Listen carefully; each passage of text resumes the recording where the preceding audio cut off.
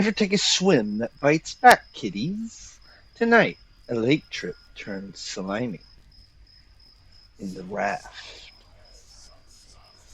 It was 40 miles from Horlicks University in Pittsburgh to Cascade Lake, and although dark comes early to that part of the world in October, and although they didn't get going until 6 o'clock, there was still a little light in the sky when they got there. They came in Deke's Camaro. Deke didn't waste any time when he was sober.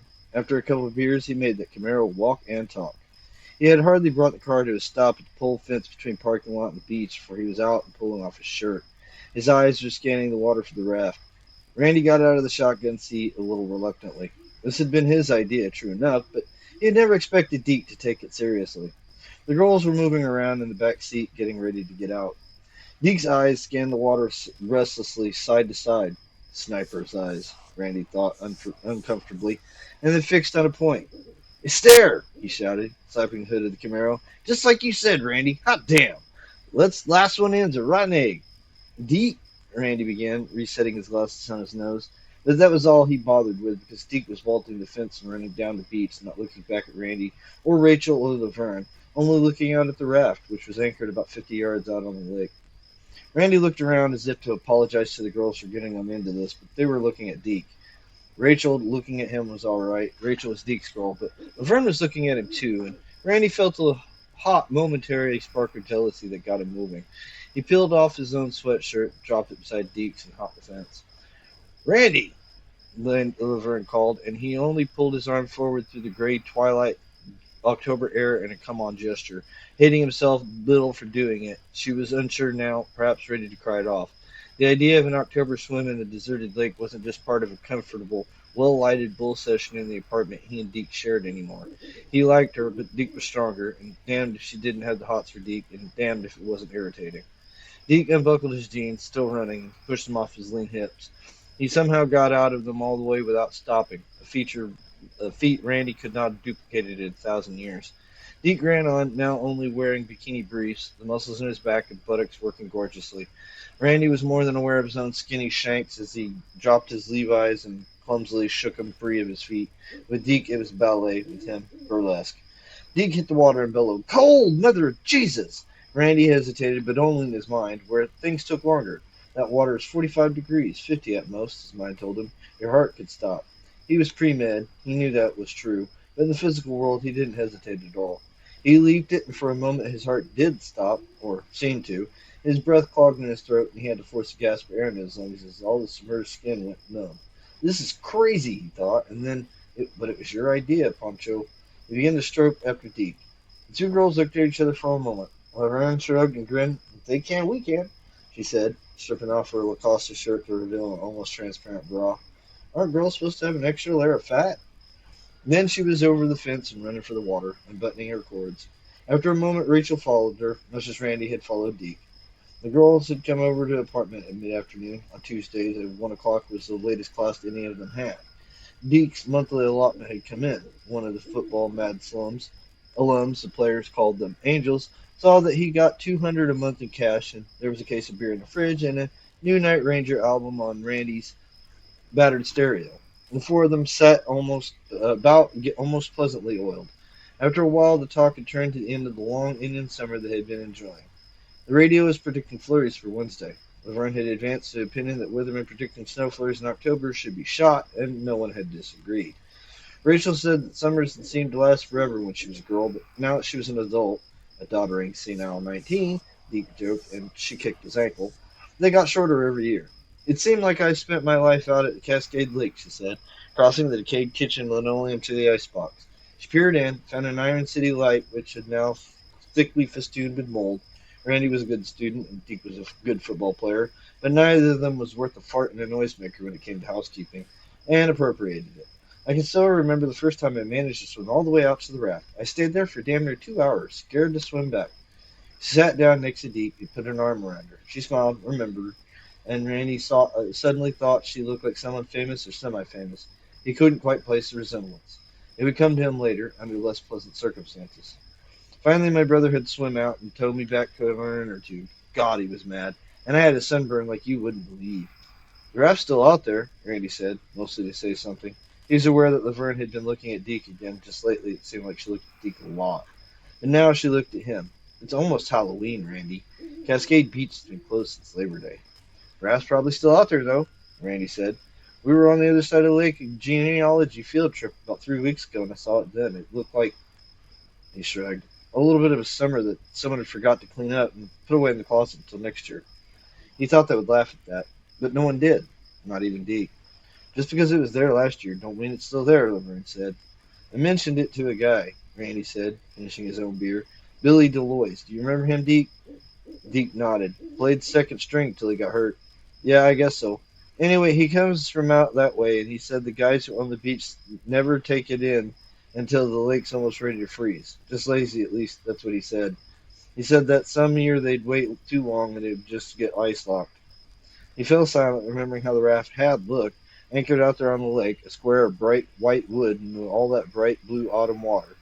He remembered how the sound of the barrels under it, that buoy clunk clunk sound, had drifted up to them. The sound was soft, but sounds carried well on the still air around the lake. There had been that sound and the sound of crows squabbling over the remnants of some farmer's harvested garden. Snow tomorrow, Rachel said. Getting up, Deke's hand wandered around almost absently down the upper swell of her breast. She went to the window and looked out. What a bummer. I'll tell you what, Randy said. Let's go out to Cascade Lake. We'll swim around to the raft, say goodbye to summer, and then swim back. If he hadn't been half loaded, he never would have made the suggestion, and he certainly didn't expect anyone to take it seriously. But Deke jumped on it. All right, awesome, Poncho. Fucking awesome. Laverne jumped and spilled her beer, but she smiled. The smile made Randy a little uneasy. Let's do it. Deke, you're crazy, Rachel said, almost smiling, but her smile looked a little tentative, a little worried. No, I'm going to do it, Deke said, going for his coat, with a mixture of dismay and excitement. Randy noted that Deke's grin, reckless and a little crazy, two of them had been rooming together for 3 years now, the jock and the brain, Cisco and Poncho, Batman and Robin, and Randy recognized that grin. Deke wasn't kidding, he meant to do it. In his head, he was already halfway there. Forget it, Cisco, not me. Words rose to his lips, but before he could say them, Laverne was on her feet, same cheerful, loony look in her own eyes. Or maybe it was just too much beer. I'm up for it. Then let's go. Deke looked at Randy. What you say, Poncho? He had looked at Rachel for a moment then and saw something almost frantic in her eyes. As far as he himself was concerned, Deke and Laverne could go out to Cascade Lake together and plow the back 40 all night. He would not be delighted with the knowledge that they were boffing each other's brains out, and neither would be surprised.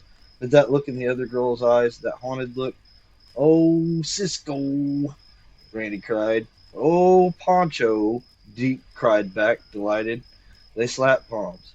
Randy was halfway to the raft when he saw the black patch on the water. It was beyond the raft and to the left of it, more out towards the middle of the lake. 5 minutes later, the light would have failed too much for him to tell if it was anything more than a shadow, if he had seen it at all.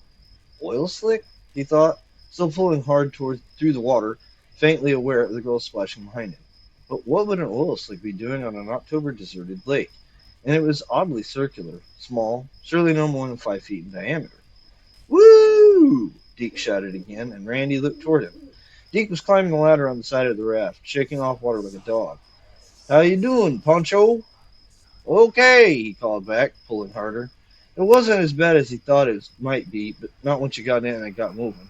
His body tingled with warmth, and now his motor was in overdrive. He could feel his heart putting out good revs, beating him from the inside out. His folks had a place in Cape Cod, and the water there was worse than this in mid-July.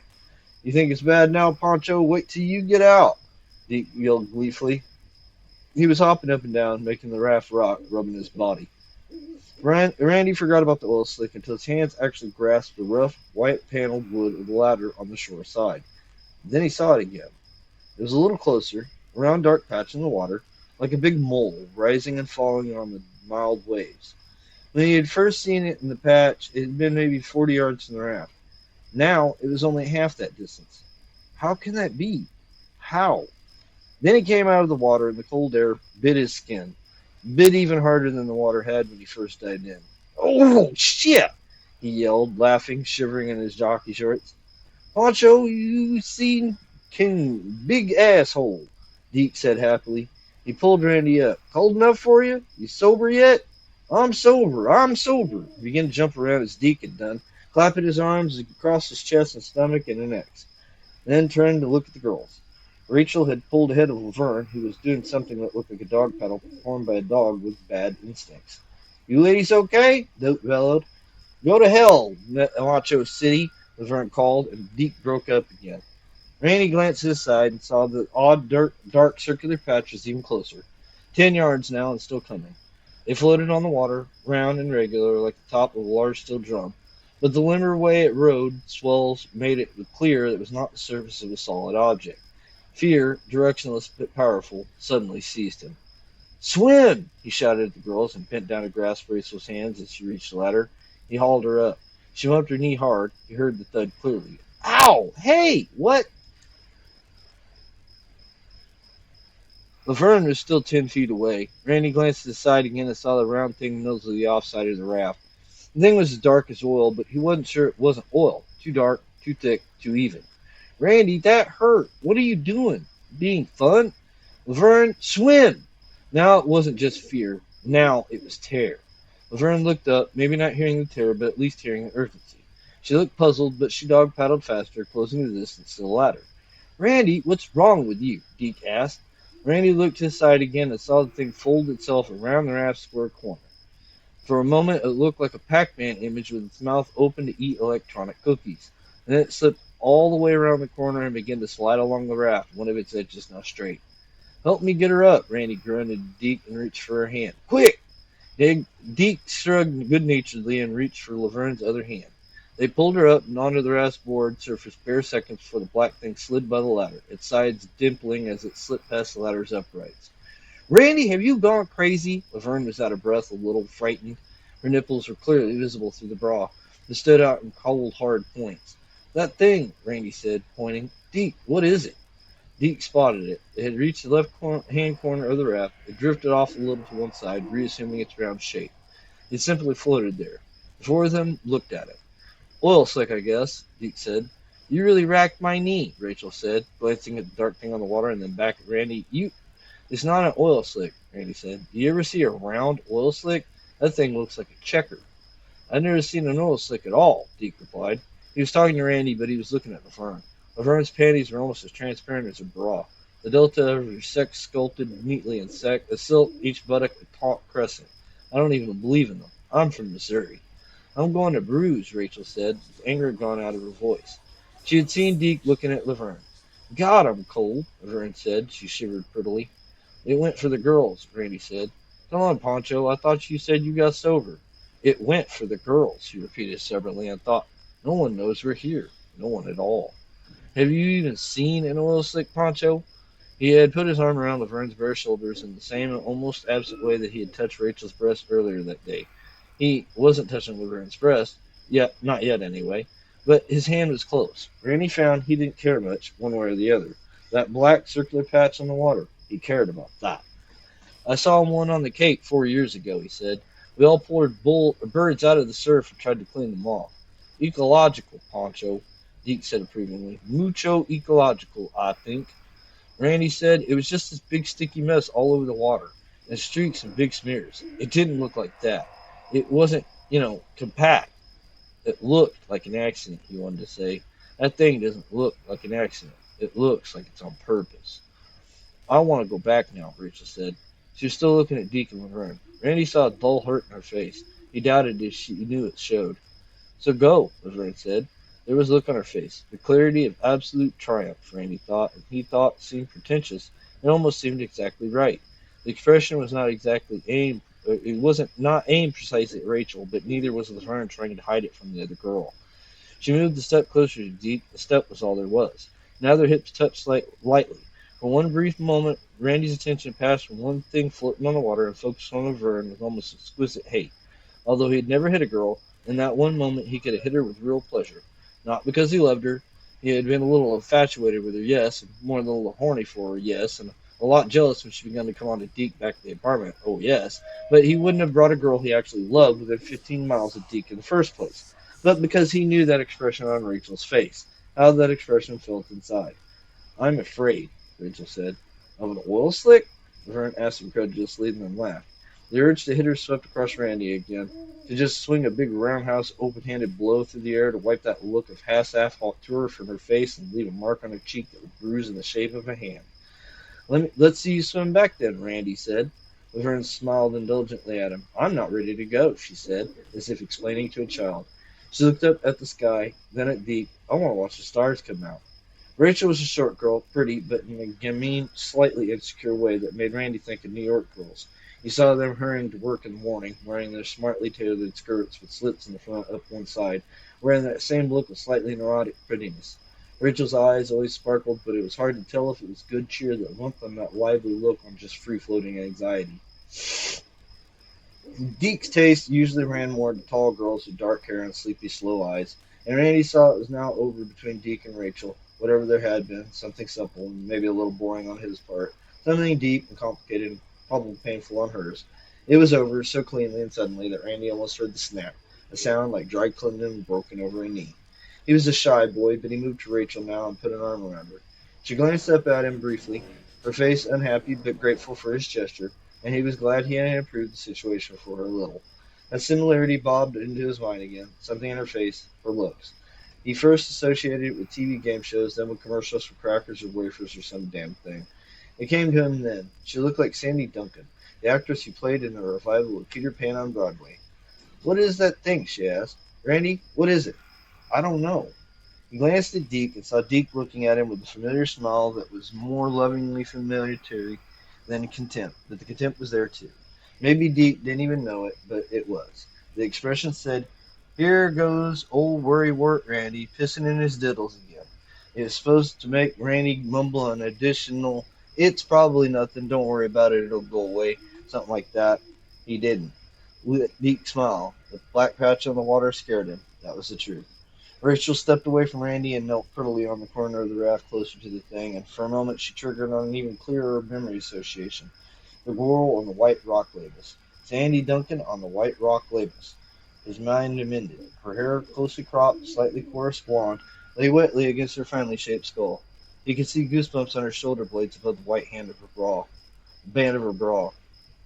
Quit it, Laverne. Don't fall in, Rach, Laverne said with a bright malice. Quit it, Laverne, Deke said, still smiling.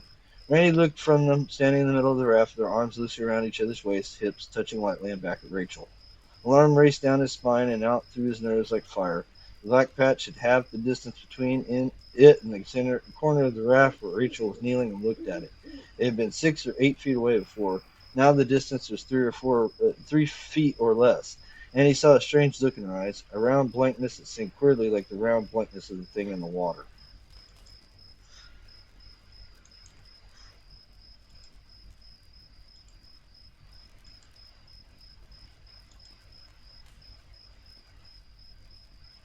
Now it's Sandy Duncan sitting on a white rock label and pretending to be hypnotized by the rich, delicious flavor of Nabisco honeygrams, he thought idiotically.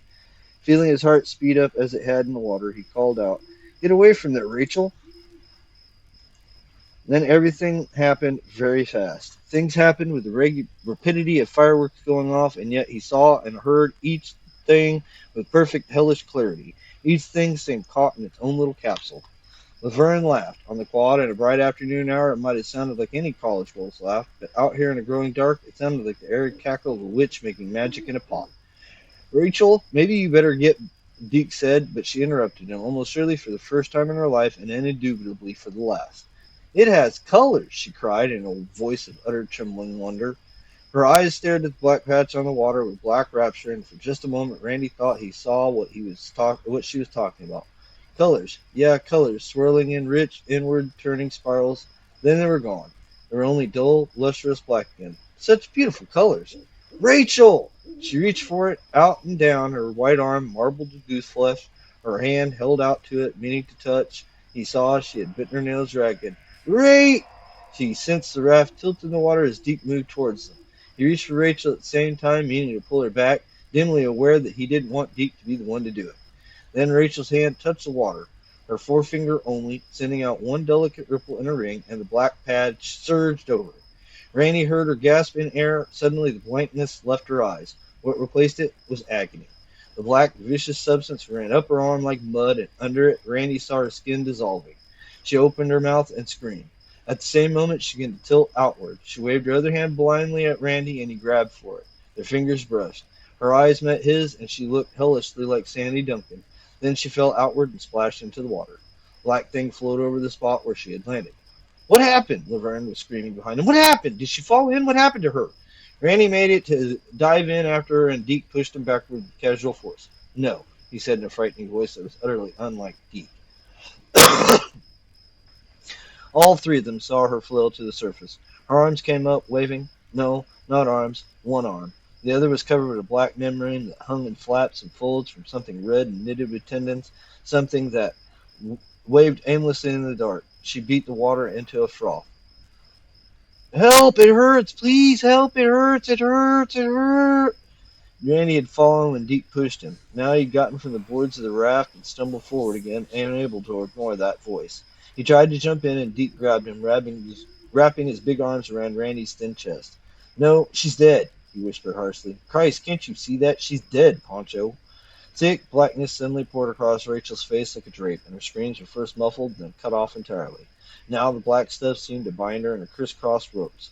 Randy could see it sinking into her like acid, and where her jugular vein gave way in a dark pumping jet, he saw the thing send out a pseudopod after the escaping blood. He could not believe what he was seeing, could not understand it, but there was no doubt. No sensation of losing his mind, no belief that he was dreaming or hallucinating. Laverne was screaming. Randy turned back to look at her just in time to see her slap a hand melodramatically over her eyes like a silent movie heroine. He thought he would laugh and tell her this, but found he could not make a sound. He looked back at Rachel. Rachel was almost not there anymore. Her struggles had weakened to the point where there were really no more than spasms. Blackness oozed over her. Bigger now, Randy thought. It's bigger, no question about it, with mute, muscular power. He saw his hand beat at it, saw the hand become stuck as if in molasses or on flypaper, saw it consumed. Now there was a sense of her form only, not in the water but in the black thing, not turning but being turned, the form becoming less recognizable, a white flash, bone, he thought sickly, and turned away, vomiting helplessly over the side of the raft.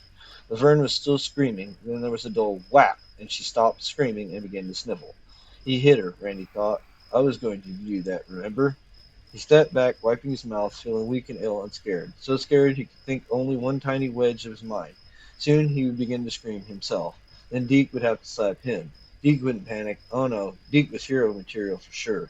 You gotta be a football hero to get along with beautiful girls, his mind sang cheerfully. Then he could hear Deke talking to him, and he looked up at the sky, trying to clear his head, trying desperately to pull away from the vision of Rachel's form becoming blobbish and inhuman as that black thing ate her, not wanting Deke to slap him the way he slapped Laverne. He looked up at the sky and saw the first stars shining up there, the shape of the dipper already clear as the last white light faded out in the west. It was nearly 7:30. Oh, Cisco, he managed. We're in big trouble this time, I think. What is it? His hand fell on Randy's shoulder, gripping and twisting painfully. It ate her. Did you see that? It ate her. It fucking ate her up. What is it? I don't know. Didn't you hear me before? You're supposed to know. You're a fucking brain ball. You take all the fucking science courses. Now Deke was almost screaming himself, and that helped Randy get a little more control. There's nothing like that in any science book I ever read, Randy told him. The last time I saw anything like that was the Halloween shock show down at the Rialto when I was 12.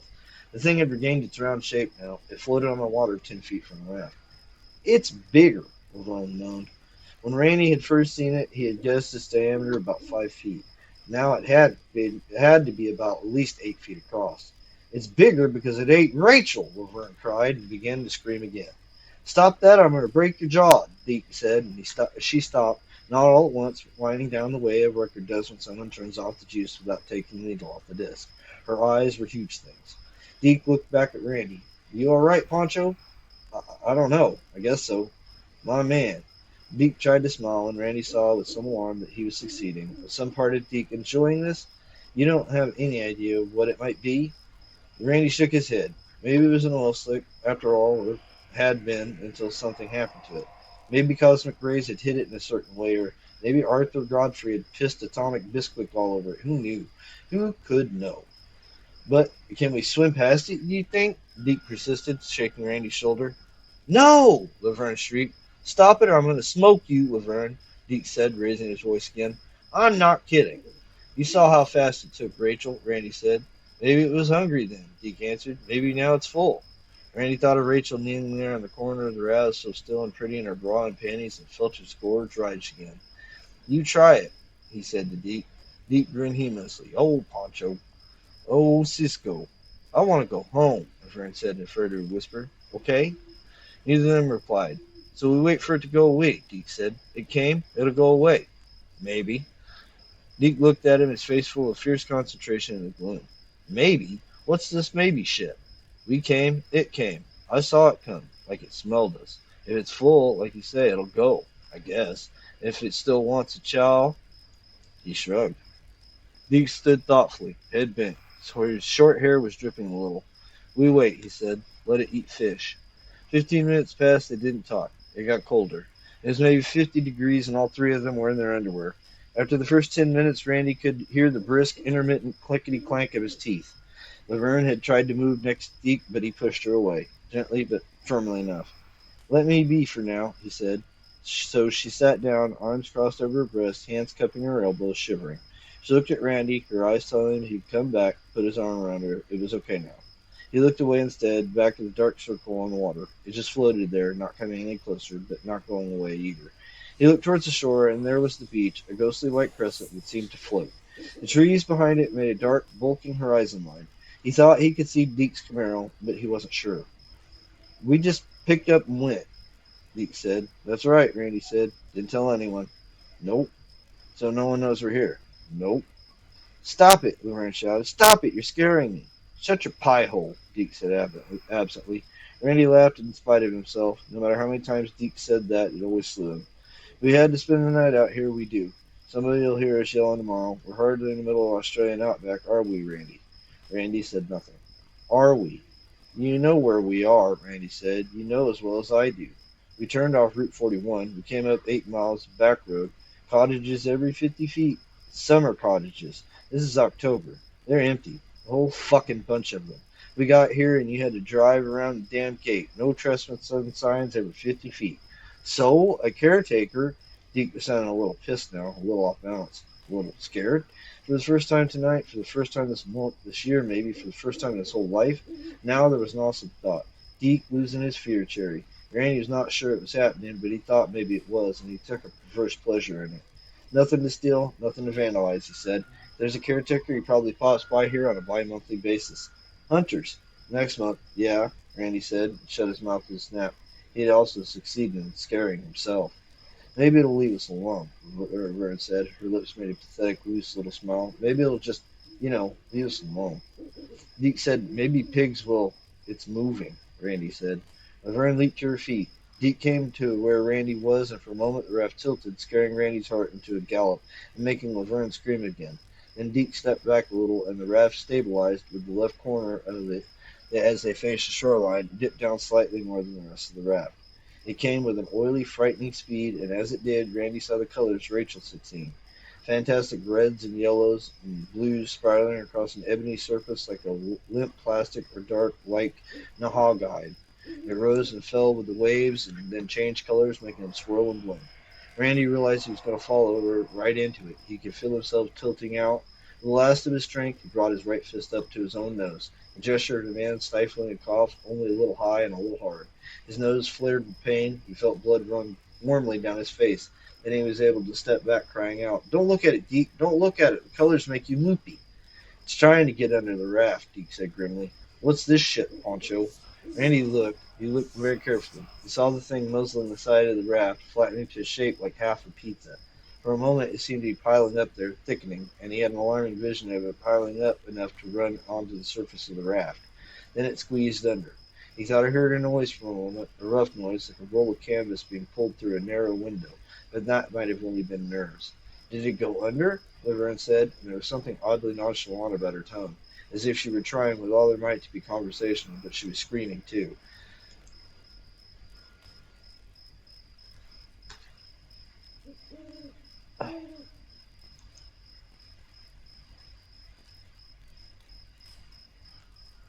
"Did it go under the raft? Is it under us?" "Yes," Deke said. He looked at Randy. "I'm going to swim for it right now," he said. If it is under there, I got a good chance." "No!" Laverne screamed. "Don't leave us here! Don't!" "I'm fast," Deke said. looking at Randy, ignoring Laverne completely. But I gotta go while it's under there.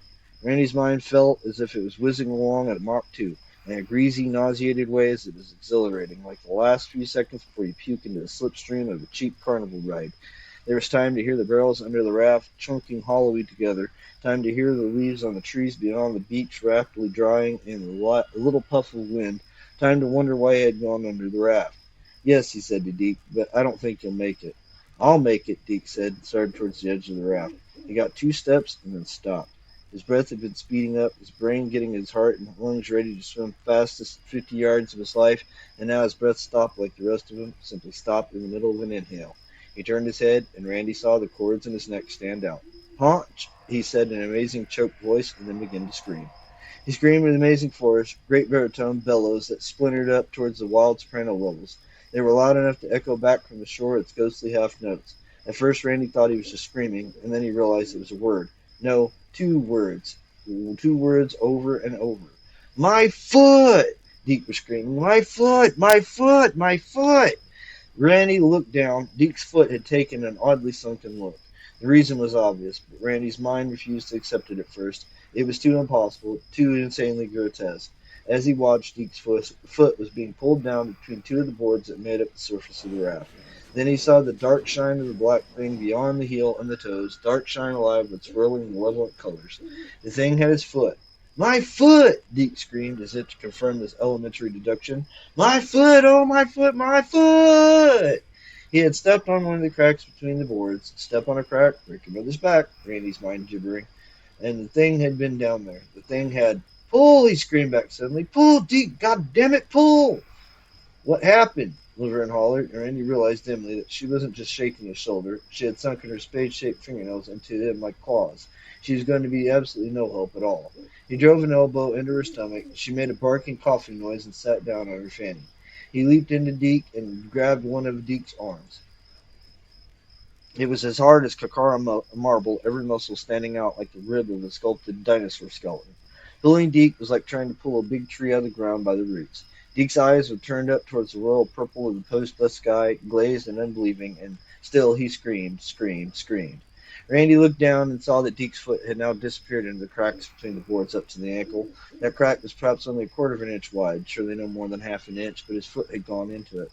Blood ran across the white boards in thick, dark tendrils. Black stuff like heated plastic pulsed up and down the crack, up and down like a heart beating.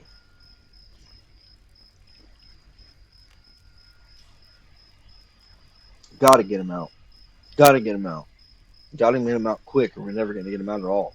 Hold on, Cisco. Please hold on. Laverne got to her feet and backed away from the gnarled, screaming deep tree in the center of the raft, which floated at anchor under the October stars on Castellade Lake. She was shaking her head numbly, her arms crossed over her belly where Randy's elbow had gotten her. Deke leaned hard against him, arms groping stupidly. Randy looked down and saw blood gushing from Deke's shin, which now tapered the way a sharpened pencil tapers to a point. The only point here was white, not black. The point was a bone, barely visible. Black stuff surged up again, sucking, eating. Deke wailed. Never going to play football on that foot again. What foot? Ha ha. And he pulled Deke with all his might, and it was still like pulling at a rooted tree. Deke lurched again, and now he uttered a long, drilling shriek that made Randy fall back, shrieking himself, hands covering his ears. Blood burst from the pores of Deke's calf and shin, his kneecap taking on a purple, bulging look as it tried to absorb the tremendous pressure being put on it by a black thing hauled Deke's leg down through the narrow crack inch by inch. Can't help him. How strong it must be. Can't help him now. I'm sorry, Deke. So sorry. Hold me, Randy, Laverne screamed, clutching him everywhere, digging his face into his chest. And her face was so hot it seemed to sizzle. Hold me, please. Won't you hold me? This time he did. It was only later that a terrible realization came to Randy. The two of them can almost certainly have swum ashore while the black thing was busy with Deke, and if Levine were first to try it, he could have done it himself. Keys to the Camaro and Deke's jeans lying on the beach. He could have done it, but the realization he could never have came to him until too late. Deke died just as his thigh began to disappear into the narrow crack between the boards. He had stopped shrieking minutes before. Since then he uttered only thick, syrupy grunts. Then those stopped too. When he fainted, falling forward, Randy heard whatever remained of the femur in his right leg splinter and a green stick fracture. A moment later, Deke raised his head, looked around groggily, opened his mouth. Randy thought he meant to scream again. Instead, he voided a great jet of blood so thick it was almost solid. Both Randy and Laverne were splattered with its warmth, and she began to scream again, hoarsely now.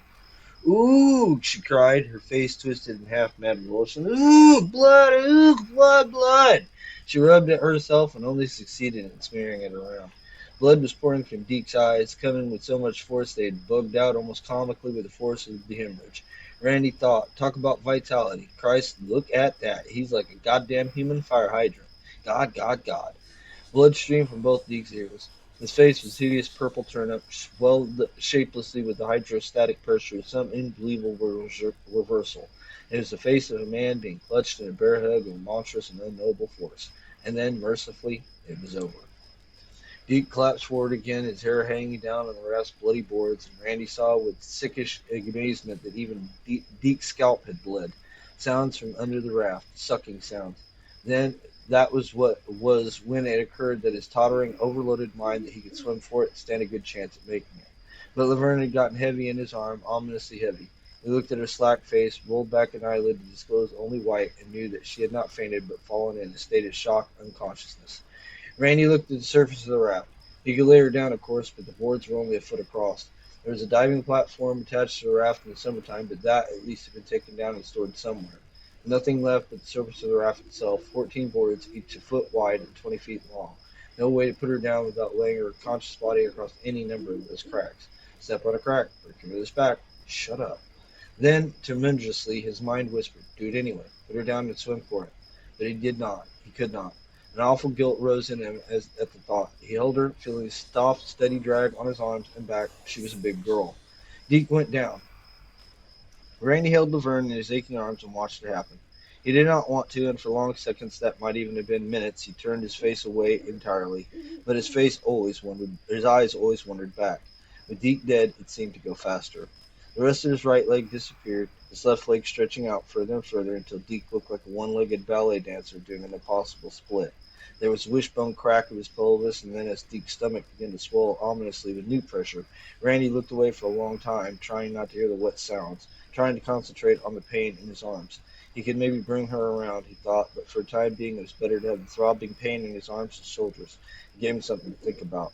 From behind him came a sound like strong teeth crunching up a mouthful of candy jawbreakers. When he looked back, Deke's ribs were collapsing into the crack. His arms were up and out. He looked like an obscene parody of Richard Nixon giving the V for Victory sign that had driven demonstrators wild in the 60s and 70s. His eyes were open. His tongue had popped out at Randy. Randy looked away again, out across the lake. Look for lights, he told himself. He knew there were no lights over there, but he told himself that anyway.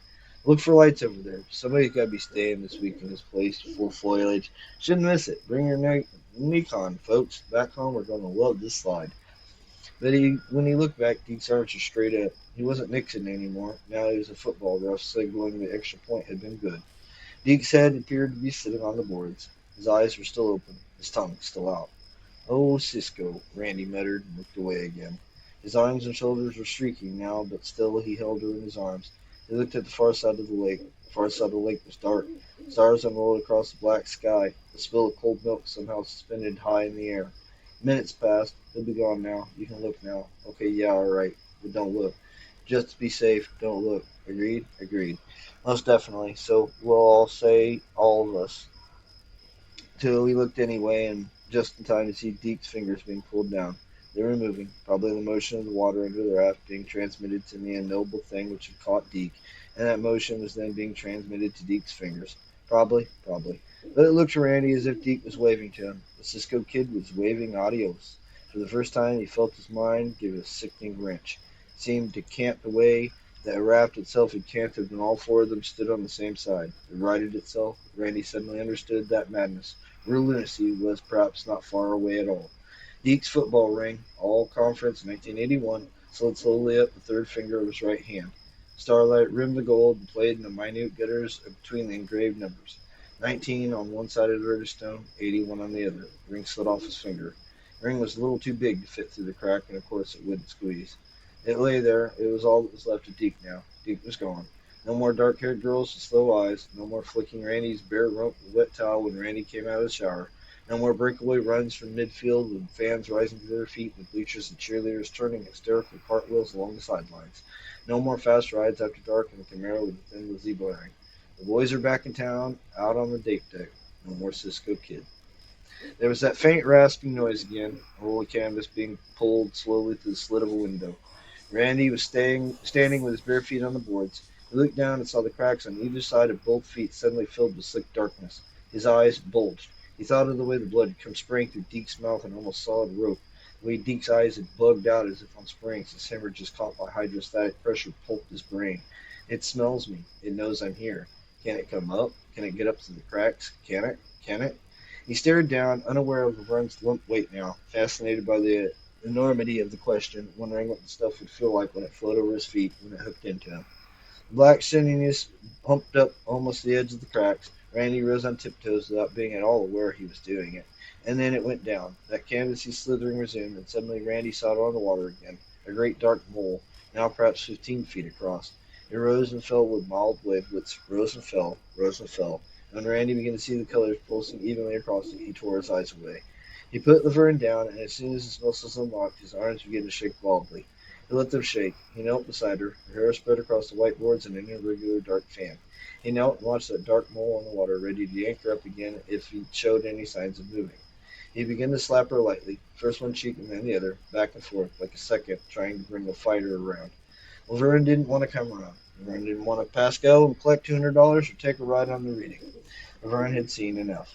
But Randy couldn't guard her all night, lifting her like a canvas sack every time that thing moved, and he couldn't look at the thing too long. That was another thing. He had learned a trick, though. He hadn't learned it in college. He had learned it from a friend of his older brother's. The friend had been a paramedic in Nam, and he knew all sorts of tricks. How to catch head lice off a human scalp and make them race in a matchbox. How to cut cocaine with baby laxative. How to sew up deep cuts with ordinary needle and thread. One day they'd been talking about ways to bring abysmally drunk folks around so the abysmally drunken people wouldn't puke down their own throats and die, as Bon Scott blowing cigarette AC/DC had done. You want to bring somebody around in a hurry, the friend with the catalog of interesting tricks had said. Try this. And he told Randy the trick which Randy now used. He leaned over and bit Laverne's earlobe as hard as he could. Hot, bitter blood squirted into his mouth. Laverne's eyelids flew up like window shades. She screamed in a hoarse, growling voice and struck out at him. Randy looked up, saw the far side of the thing only. The rest of it was already under the raft. It had moved with eerie, horrible, silent speed. He jerked Laverne up again, his muscles screaming protest, trying to knot in the Charlie horses. She was beating at his face. One of the hands struck his sensitive nose, and he saw red stars. Quit it, he shouted, shuffling his feet on the boards. Quit it, you bitch. It's under us again. Quit it or I'll fucking drop you. I swear to God I will. Her arms immediately stopped flailing at him and closed quietly around his neck in a drowner's grip. His eyes looked white in the swimming starlight. Stop it! She didn't. Stop it, Laverne. You're choking me. Tighter panic flared in his mind. The hollow clunk of the barrels had taken a duller, muffled note. It was the thing underneath, he supposed. I can't breathe. The hold loosened a little. Now listen, I'm going to put you down. It's all right if you... But put you down was all she had heard. Her arms tightened in that deadly grip again. His right hand was on her back. He hooked into a claw and raked at her. She kicked at her legs, mewling harshly, and for a moment he almost lost his balance. She felt it. Fight, rather than pain, made her stop struggling. Stand on the boards. No! Her hair puffed a hot desert wind against his cheek. It can get you if you stand. It can't get you if you stand on the boards. No, don't put me down or it'll get me. I know it will. I know. He raked at her back again. She screamed in anger and pain and fear. You get down or I'll drop you, Laverne. He lowered her slowly and carefully, both of them breathing in sharp little whines, oboe and flute. Her feet touched the boards. She jerked her legs up as if the boards were hot. Put them down, he hissed at her. I'm not Deke. I can't hold you all night. Deke! Dead. Her feet touched the boards. Little by little he let go of her. They faced each other like dancers. He could see her waiting for its first touch. Her mouth gaped like the mouth of a goldfish. Randy, she whispered, where is it? Under. Look down. She did. He did. They saw the blackness stuffing cracks, stuffing them almost all the way across the raft now. Randy sensed its eagerness and thought that she did too. Randy, please. Shh. They stood there. Randy had forgotten to strip off his watch when he ran into the water, and now he marked off 15 minutes. At 8:15, the black thing slid out from under the raft again. It drew about 15 feet off and then stopped as it had before. I'm going to sit down, he said. No! I'm tired, he said. I'm going to sit down and you're going to watch it. Just remember to keep looking away. Then I'll get up and you sit down. We'll go like that. Here. He gave her his watch. 15-minute shifts. 8 deep, she whispered. Yes. What is it? I don't know. I'm cold. Me too. Hold me then. I've held you enough. She subsided. Sitting down was heaven. Not having to watch the thing was bliss. He watched the Vern instead, making sure that her eyes kept shifting away from the thing on the water. What are we going to do, Randy? He thought. Wait, he said. At the end of 15 minutes, he stood up and let her first sit, and then lay down for half an hour. Then he got her on her feet again. She stood for 15 minutes. They went back and forth. At a quarter of 10, a cold rind of moon rose and beat a path across the water. At 10:30, a shrill, lonely cry rose, echoing across the water, and the villain shrieked. Shut up, he said. It's just a loon. I'm freezing, Randy. I'm numb all over. I can't do anything about it. Hold me, she said. You got to. We'll hold each other. We can both sit down and watch it together. He debated, but the cold sinking in his own flesh was now bone deep, and that decided him. Okay. They sat together, arms wrapped around each other, and something happened. Natural or perverse, it happened. He felt himself stiffening. One of his hands found her breath, cupped in damp nylon, and squeezed. She made a sighing noise, and her hand stole to the crotch of his underpants. He slid his hand down and found a place where there was some heat. He pushed her down on her back. No, she said, but the hand in his crotch began to move. The hand in his crotch began to move faster. I can see it, he said. His heartbeat had sped up again, pushing blood faster, pushing warmth towards the surface of his chilled bare skin. I can watch it. She remembered something, and he felt elastic slide down his hips to his upper thighs. He watched it. He slid upward, forward, into her. Warmth. God, she was warm there, at least. She made a guttural noise, and her fingers grabbed at his cold, clenched buttocks. He watched it. It wasn't moving. He watched it. He watched it closely. Tactile sensations were incredible, fantastic. It was not experience, but rather he was a virgin. He had made love with 3 girls and had never been like this. She moaned and began to lift her hips. The raft rocked gently like the world's hardest waterbed. The barrels underneath murmured hollow. He watched it. Colors began to swirl, slowly now, sensuously, not threatening. He watched it, and he watched the colors. Her eyes were wide, the colors were in his eyes. They weren't cold now. He was hot now, hot the way you got your first day back on the beach in early June, and you could feel the sun tightening your winter white skin, reddening it, grieving it some. Colors. Colors from tint. First day at the beach. First day of summer. Drag out the Beach Boy oldies. Drag out the Ramones. Ramones were telling you that Sheena is a punk rocker. Ramones were telling you that you can hitch a ride to Rockaway Beach. The sand, the beach, the colors. Moving. Starting to move. And the feel of summer, the texture. Gary U.S. Bond. School is out, and I can root for the Yankees from the bleachers. Girls in bikinis on the beach. The beach. The beach. Oh, do you love? Do you love? Love. The beach. Do you love? Love. I love. Firm breasts, fragrant with copper tone oil, and the bottom of the bikini was small enough you might see some. Her hair is in. Oh God, her water in her hair. He pulled back suddenly, trying to pull her up, but the thing moved oily speed and tangled itself in her hair like a webbing of thick black glue. And when he pulled her up, she was already screaming, and she was heavy with it. It came out of the water in a twisting, gruesome membrane that rolled with flaring nuclear colors: scarlet, vermilion, flaring emerald, sullen ochre. It flowed down over Laverne's face in a tide, obliterating it. Her feet kicked and drummed. The thing twisted and moved where her face had been. Blood ran down her neck in streams. Screaming, not hearing himself scream, Randy ran at her, put his foot against her hip, and shoved. She went flopping and tumbling over the side, her legs like alabaster in the moonlight. For a few endless moments the water frothed and splashed against the side of the raft, as if someone had hooked the world's largest bass in there and it was fighting like hell. Randy screamed. He screamed, and then for variety, he screamed some more. Some half hour later, long after the frantic splashing and struggling had ended, the loons began to scream back. That night was forever. The sky began to lighten in the east around 4:45, and he felt sluggish rise in his spirit. It was momentary, as if false as the dawn. He stood on the boards, his eyes half closed, his chin on his chest. He had been sitting on the boards until an hour ago, and he had been suddenly awakened. Without even knowing until then he'd fallen asleep. That was the scary part, with that unspeakable hissing canvas sound. He leaped to his feet, bare seconds before the blackness began to suck eagerly for him between the boards. His breath whined in and out. He bit at his lip, making it bleed. Asleep! You were asleep, you asshole! The thing had oozed out from under again a half hour later, but he hadn't sat down again. He was afraid to sit down, afraid he'd go to sleep, and that this time his mind wouldn't trip him awake in time. His feet were planted squarely on the boards as a stronger light, real dawn this time, filled to the east, and the first morning birds began to sing. The sun came up, and by 6 o'clock the day was bright enough for him to be able to see the beach. Deke's Camaro, bright yellow, was right where Deke had parked it, nose under the pole fence. A bright litter of shirts and sweaters and 4 pairs of jeans were twisted in little shapes along the beach. Sight of them filled him with fresh horror when he thought his capacity for horror must surely be exhausted. He could see his jeans, one leg pulled inside out, pocket showing.